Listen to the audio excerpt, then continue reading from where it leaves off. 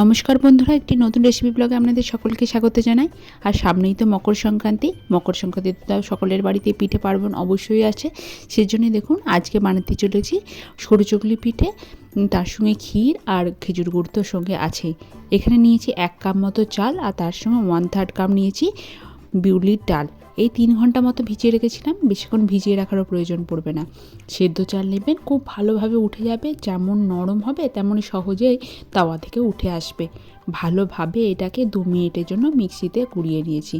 তারপর দিয়ে দিচ্ছি বিউলির ডালগুলো, সমস্ত ডালটা দিয়ে দিলাম। যেহেতু চালটা বেশ মোটা করে বাটা হয়েছিল, সেই জন্য একটু জলের পরিমাণ অ্যাড করব বেশি। কিন্তু যদি দেখেন যে বেশি জল হয়ে যাচ্ছে, জলটাকে একটুখানি কমিয়েও দিতে পারেন, নাহলে যখন বাটতে যাবেন তখন বাইরে পড়ে যেতে পারে। দেখুন ডালটা ভিজে যাবে এরকম পরিমাণ জলটা দিয়েছি। আর তার সঙ্গে দিয়েছি কিছুটা পরিমাণ আদা আর 2টো কাঁচা লঙ্কা। আপনারা যেরকম পরিমাণ ঝাল খেতে চাইছেন সেরকম দিয়ে ভালোভাবে মিক্সিতে 2 থেকে 3 মিনিটের জন্য বেটে নেবেন। একদম মিহি পেস্ট করবেন। দেখুন আস্তে আস্তে মিক্সির জারে লেগে থাকা সমস্ত ব্যাটারটাই আমি এই জায়গার মধ্যে ট্রান্সফার করে নিচ্ছি। এরপর আরও কিছুটা পরিমাণ জল অ্যাড করে আমি ভালোভাবে এটাকে নাড়িয়ে নিয়েছি। এরপর এর মধ্যে অ্যাড করলাম প্রয়োজন মতো নুন। নুনটা স্বাদ মতো দেবেন, বেশি পরিমাণে হয়ে গেলে খেতে ভালো লাগে না, আবার কম হলেও টেস্টফুল হয় না। দেখুন ব্যাটারটা ঠিক এরকম হবে, না খুব পাতলা না খুব মোটা। এরপর এটা কিছুটা পরিমাণ তেল নিয়ে নিয়েছি, আর নিয়েছি একটা বেগুনের পিছনটা কেটে নিয়েছি বোটাটা, আর নিয়েছি কিছুটা জল, আর এইটা পিঠেগুলো ছড়ানো নিয়েছি একটা মাইকার টুকরো। ননস্টিক প্যানে আমি ভালো করে গরম করে নিয়েছি। এরপর বেগুনের বোটা দিয়ে ভালো করে অয়েলিং করে নিতে হবে। এই ফার্স্ট টাইম যখন বানাবেন তখন গ্রিজিংটা ভীষণ ইম্পর্টেন্ট, ভালোভাবে গ্রিজিং না করলে এটা লেগে যেতে পারে। এরপর ব্যাটারটা অ্যাড করে দিচ্ছি, এই 1.5 হাতা মতো করে দিচ্ছি, তাহলে একদম পুরো তাওয়াটা জুড়ে হয়ে যাবে আর খুব সুন্দরভাবে পুরোটা মেলা যাবে। দেখতেই পাচ্ছেন কত ইজিলি একদম ছড়িয়ে যাচ্ছে, কোনো হ্যাপা নেই, কোনো ঝামেলা নেই। এরপর এটাকে ভালোভাবে মিলে শিলে একদম সমান করে ইভেনলি বানিয়ে নিতে হবে। তারপর এর মধ্যে ওপর থেকে ঢাকা দিয়ে দেবো একটা ঢাকনা। এই 30 সেকেন্ড থেকে 45 সেকেন্ড মতো একদম লো টু মিডিয়াম ফ্লেমে রেখে ওটা ভাজতে হবে। বেশিক্ষণ রাখলে কি হয়, এটা ভালোভাবে ওয়েল কুক হয়ে যায় আর একদম তলা থেকে পুড়ে যাওয়ার বা লেগে যাওয়ার কোনো সম্ভাবনা থাকে না। দেখুন কত সহজে 4-5টা একদম ছেড়ে এসেছে। আরও কিছুক্ষণ রাখবো যাতে এটা ভালোভাবে যে এর মধ্যে যে জলটা আছে সেটা ছেড়ে দেয় আর একদম ফরফরে হয়ে যায়। দেখুন একদম ফরফরে হয়ে গেছে। এরপর এটাকে একটু উল্টে নেবো। আপনারা চাইলে না উল্টাতেও পারেন, কিন্তু আমার মনে হয় উল্টে নিলে এর ভেতরে থাকা জলটা একদম চলে যায় আর খুব সুন্দর খেতে হয়। দেখুন আমার এটা বানানো হয়ে গেছে, এই 1 মিনিটও লাগেনি, একটা পিঠে একদম রেডি।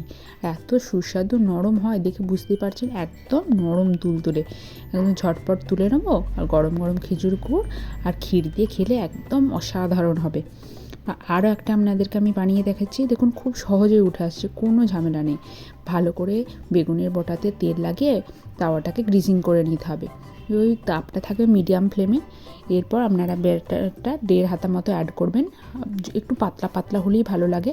দেখুন 1 হাতা দিলাম, তার সঙ্গে আর একটু অল্প পরিমাণে দেবো, এই 1.5 হাতা। এরপর এটাকে ভালো করে ছড়িয়ে নিতে হবে। খুব না মোটা হবে ব্যাটারটা, না পাতলা, তাহলে দেখুন ইভেনলি ছড়িয়ে যাবে আর কত ইজিলি দেখুন হয়ে যাচ্ছে, কোনো ঝামেলা নেই। আর এটা খেতে একদম খুব নরম যেমন হয় তেমন সুস্বাদু হয়, একদম শক্তও হবে না, কিছুই নেই, আর সহজে তাওয়া থেকে উঠেও আসবে। দেখুন ভালোভাবে আমি এটাকে ছড়িয়ে নিলাম। এরপর আরও 30 থেকে 45 সেকেন্ডের জন্য আমি এটা ঢাকনা দিয়ে রেখে দেবো, তাহলে এটা ওপর নিচে একদম ভালোভাবে কুক হয়ে যাবে। পুরো টাইমটাই কিন্তু তাপটা থাকবে মিডিয়াম থেকে লো ফ্লেমে, একদম হাই ফ্লেমে বানাতে যাবেন না, তাহলে তলাটা পুড়ে যেতে পারে। দেখুন কত ইজিলি দেখতে পাচ্ছেন যে এটা একদম উঠে আসছে। এরপর এটাকে একবার উল্টে নেব, তাহলেই এটা রেডি হয়ে যাবে। এইভাবে আপনারা সমস্ত পিঠেগুলো বানিয়ে নিন আর এই মকর সংক্রান্তির পিঠে পার্বণে খুব ভালোভাবে এনজয় করুন। তাছাড়া সিদ্ধ পিঠে তো আছে, সেই রেসিপিও আমি আপনাদের সঙ্গে অবশ্যই শেয়ার করব। দেখতেই পাচ্ছেন কত ইজিলি হয়ে যাচ্ছে। এরপর আমরা এই পিঠেগুলোকে সার্ভ করে নেব। গরম গরম এই পিঠে খেজুর গুড় আর ক্ষীর দিয়ে খেলে তো কত যে সুস্বাদু লাগে, সে তো আপনাদেরকে বলে বোঝাবার নেই।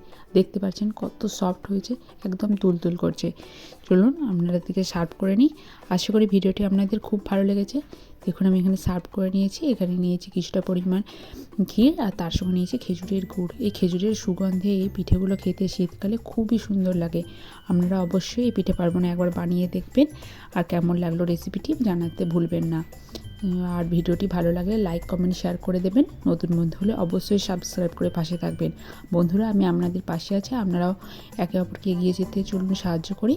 আর এই খুব ভালোভাবে আপনারা এই পিঠে পার্বণকে এনজয় করুন। ধন্যবাদ।